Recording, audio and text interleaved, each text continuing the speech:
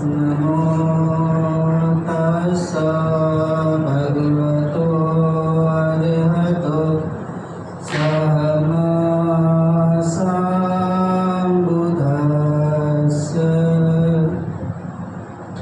करुणा के सागर तथागत शरण संबुद्ध के चरणों में 3 बार वंदन करता हूँ एवं उपस्थित भिक्खु संघ को भी 3 बार वंदन करता हूँ एवं बोधिसत्व डॉक्टर भीमराव अंबेडकर जी की पावन स्मृति के साथ उपस्थित उपासक उपासिकाओं को बहुत बहुत मंगल कामनाएं। आप सभी लोग जानते हैं कि आज कटारिया जी ने बुद्ध विहार का निर्माण किया और आज इसका उद्घाटन किया, यानी कि आज से यह सब लोगों के लिए धर्म का रास्ता खुल गया है। कोई भी यहाँ आके अपनी श्रद्धा बुद्ध के सामने व्यक्त कर सकते हैं। जब हम बात दान की करते हैं या हम त्रिपिटक की बात करते हैं तो त्रिपिटक में कहा जाता है कि जो धम्म है बुद्ध का, बुद्ध के धम्म की नींव उसका विनय है। अगर विनय खत्म हो जाए तो पूरा बुद्ध का धम्म पूरी तरह से खत्म हो जाता है। यानी कि जो बुद्ध का धम्म है उसकी जो नींव है या उसकी जो रीढ़ की हड्डी है वह विनय है। विनय पिटक के अनुसार 4 महादानों का विवरण आता है पढ़ने में। पहला आता है पिंडपात दान, दूसरा चीवर दान, सेनासनम दान, भेषज दान और परिखारम दान। पिंडपात दान यानी किसी को भी भोजन का दान करना, भोजन खिलाना, यह बहुत ही पुण्यकारी कार्य भगवान ने बताया है। दूसरा किसी को वस्त्र का दान देना, ये भी पुण्यकारी काम बताया है। सेनासनम के लिए हम अभी बाद में बात करेंगे। उसके बाद भगवान ने भेषज बताया, यानी कि दवाइयों का दान, परिखारम ऐसे सामान जो भिक्खु को उसके रोज की जिंदगी में काम आते हैं वह दान, और जो लास्ट दान है सेनासनम का दान।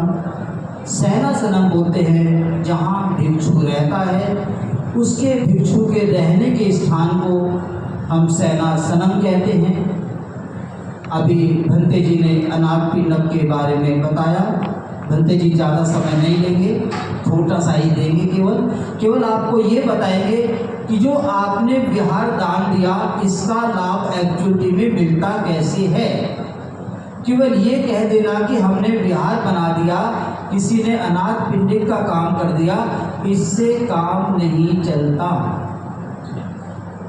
जैसा भंते जी ने बताया कि खाने का दान, कपड़ों का दान या दवाई का दान या जरूरत की चीज़ों का दान, जैसा भंते ने बनाया अनाथ पिंडक के बारे में, मैं यहाँ भंते से क्षमा चाहूँगा। जो अनाथ पिंडक था वह कोई राजा नहीं था। अनाथ पिंडक एक बहुत बड़ा व्यापारी था जिसका नाम सुदत था, और उस सुदत के पास इतनी धन दौलत थी कि वह अगर दोनों हाथों से भी लुटाए तो वह खत्म नहीं होती थी। लेकिन उसके अंदर एक बहुत अच्छी आदत भी थी कि वह अगर किसी ऐसे व्यक्ति को देखता था जिसके तन पे कपड़ा नहीं है तो वह उसे कपड़ा दे दिया करता था। किसी भूखे को देखा करता था तो वह उसको खाने के लिए भोजन दिया करता था। अगर किसी बीमार को देखता था तो उसकी दवाई दिलाता था, या किसी को किसी प्रकार की जरूरत की चीज़ हो तो वह उन सबको जरूरत की चीज़ें दिया करता था। यानी कि जिसके पास कुछ नहीं है, किसी के पास कपड़ा नहीं, तो एक प्रकार से वो अनाथ कहलाता है। ये अनाथ है, इसके पास कपड़ा नहीं है। ये अनाथ है, इसे कोई देने वाला नहीं है भोजन।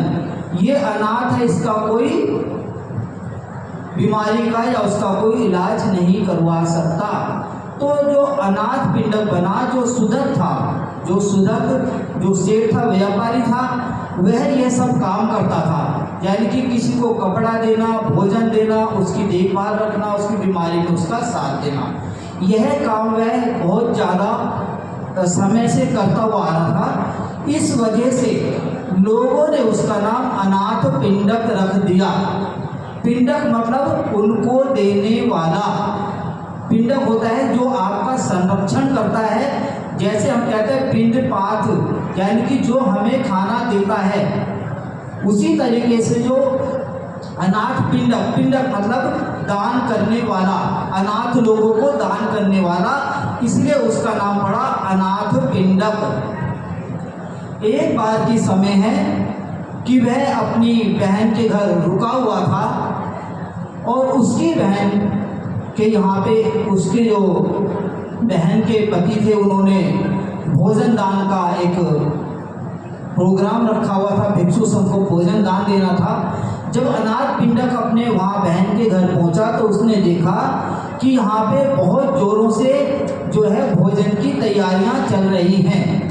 जब भोजन की तैयारियां उसने चलती हुई देखी तो उसने अपने बहन से या अपने जीजा से पूछा, रिश्ता शायद कोई और भी हो सकता है, उसने अपने जीजा से पूछा कि यहाँ किसी क्या आपने किसी बहुत बड़े राजा को क्या भोजन दान पे बुलाया है?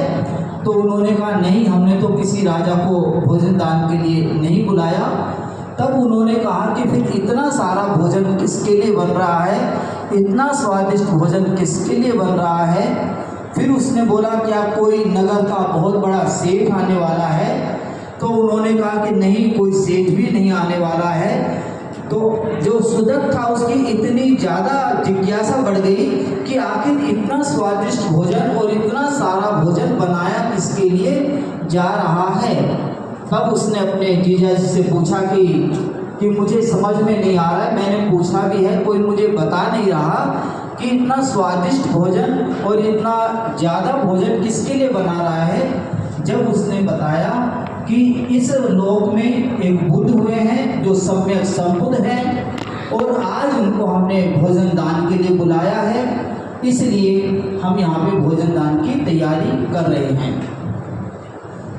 तब अनाथ पिंडक ने उस बात को सुना और उसने मन में ऐसा विचार किया कि मैं भी श्रावस्ती जाकर भगवान को भोजन दान के लिए अपने यहाँ बुलाऊंगा। तब वह उससे रुका नहीं गया। ऐसा बताया जाता है कि सूरज आधी रात को ही भगवान से मिलने चल दिया और चलते चलते जब वह भगवान के पास पहुँचा और उसने भगवान को हाथ जोड़ के वंदन करके बैठ गया और भंते को उनसे उन्होंने धम्म ग्रहण किया। धम्म ग्रहण करने के बाद वह आनंद से मिले अनाथ पिंडक और आनंद से उन्होंने कहा कि मैं भगवान को ऐसा क्या दूं जिससे कि भगवान को सबसे ज़्यादा लाभ प्राप्त हो। उस समय आनंद भंते ने उनको सजेस्ट किया कि आप जो है विहार का दान कर सकते हैं। जब विहार के दान की बात हुई तो जब भगवान के पास अनाथ पिंडक गए और अनाथ पिंडक ने भगवान से बोला कि भगवान मैं आपको विहार दान करना चाहता हूँ। भगवान हमेशा की तरह थोड़ा मुस्कुराए और चुप रहे, यानी भगवान का चुप रहना और मुस्कुराने का मतलब होता था कि उन्होंने अपनी बात को स्वीकार कर लिया है। उनकी स्वीकृति पाकर अनाथ पिंडक श्रावस्ती गया और वहाँ वो एक जमीन ढूंढने लगा कि जहाँ मैं भगवान के लिए उनके रहने का स्थान बना सकूँ। और वह घूमते घूमते पूरे श्रावस्ती में वन के अंदर पहुँचा। जब उसने ये पता करवाया कि ये वन किसका है तो पता लगा कि जो वहाँ का जो राजकुमार है जैत का जो है वो वन है। तो उसने जैत से मिला और जैत से बात की कि मैं आपका ये वन खरीदना चाहता हूँ। जैत ने अपना वन बेचने से मना कर दिया। उसने कहा ये मेरे अपने रहने का स्थान है, मैं कभी कभी यहाँ पर आया करता हूँ, मैं इसे नहीं बेच सकता। तो अनाथ पिंडक ने कहा कि आप जो भी कीमत बोलोगे मैं इसकी वो कीमत देने के लिए तैयार हूँ। आप जानते हैं जब हमें कोई चीज़ बेचनी नहीं होती तो हम उसका उल्टा सीधा किसी भी प्रकार का मोल भाव लगा देते हैं। तो जैत ने सोचा कि मैं इससे ऐसी बात बोलूं कि ये उसे पूरा ना कर पाए। तो जैत ने बोला अनाथ पिंडक से, सिद्धार्थ श्रेष्ठी, अगर तुम इस वन को लेना ही चाहते हो तो इस पूरे वन को आपको सोने से ढकना होगा, यानी कि इस पूरी जमीन को आपको सोनों के सिक्कों से बिछाना होगा। अनाथ पिंडक उसकी बात को सुन के उसी समय तैयार हो गया और उसने कहा कि मुझे आपकी शर्त मंजूर है। और उसके बाद उसने वहाँ सोना बिछाना शुरू कर दिया। सोना बिछाते बिछाते उसकी पूरी जमीन लगभग कवर होने लगी थी। एक छोटा सा हिस्सा जमीन का टुकड़ा बच गया। जब उसने देखा कि ये जो श्रेष्ठी है अपना सारा धन इस तरह से लुटाया जा रहा है, तब वह अनाथ पिंडक के पास आया और अनाथ पिंडक को बोला कि अनाथ पिंडक, सुदत्त श्रेष्ठी, तू क्या पागल हो गया है? क्या तेरा दिमाग फिर गया है जो तू इस तरह से सोने को बिछाया जा रहा है? तब अनाथ पिंडक ने उसे बताया कि तू इस जमीन का करेगा क्या?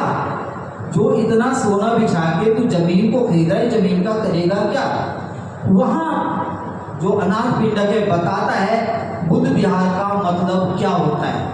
तब अनाथ पिंडक जैत से बोलते हैं कि राजकुमार जैत, यह जमीन में इस लोक के अंदर सम्यक संबुद्ध उत्पन्न हुए हैं। इस जमीन को मैं खरीद कर उनके लिए एक बुद्ध विहार का निर्माण करवाऊंगा। तो उसने कहा कि उससे क्या होगा? तो उसने कहा कि सब उसी एक कड़ी और बीच में याद आ जाती है। जब हम दान की बात करते हैं तो सर्वोत्तम दान क्या होता है? धम दानम, सब दानम धम जानम जिनाति। जितने भी धर्म होते हैं सब धर्मों में सर्वोपरि धर्म धम का दिया जाता है, यानी धम का दान सबसे सर्वोपरि दान होता है। तब अनाथ पिंडक ने जैत को ये बात बताई और कहा कि मैं यहाँ बुद्ध आएंगे सम्यक संबुद्ध, वो यहाँ रहेंगे और यहाँ कितने ही लोगों को यहाँ वो धम का दान करेंगे। अगर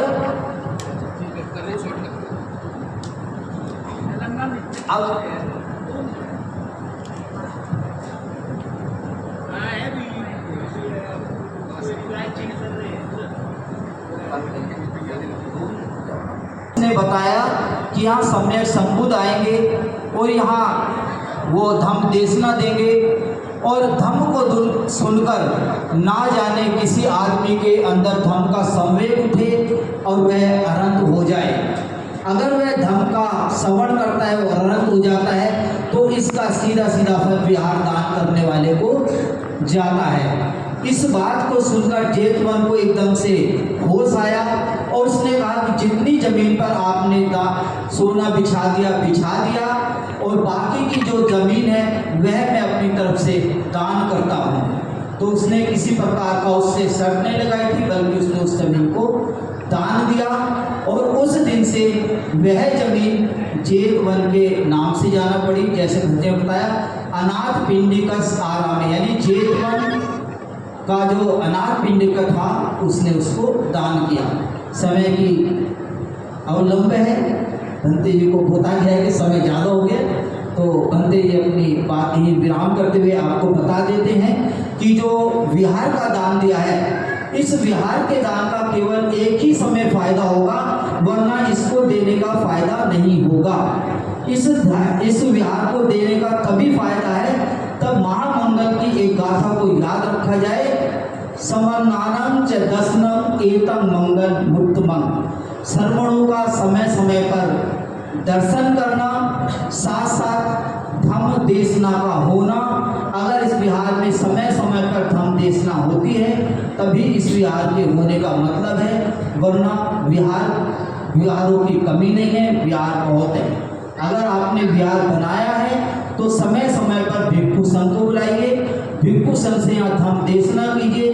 क्या पता किस भिक्षु की देशना सुन के किसके अंदर कौन सा धम का संवेग जाग जाए और वह मुक्ति के मार्ग पर चलने लग जाए और मुक्ति के मार्ग पे चल के वह अपने आप को मुक्त कर ले। अगर ऐसा एक भी उपासक के साथ हो जाता है तो आपके विहार बनाने का जो कार्य है वह पूर्ण रूप से पूरा हो जाता है। इसी के साथ भूलते जी अपनी वाणी को यही विराम करते हैं। आप सबका मंगल हो, सबका कल्याण। साधु साधु साधु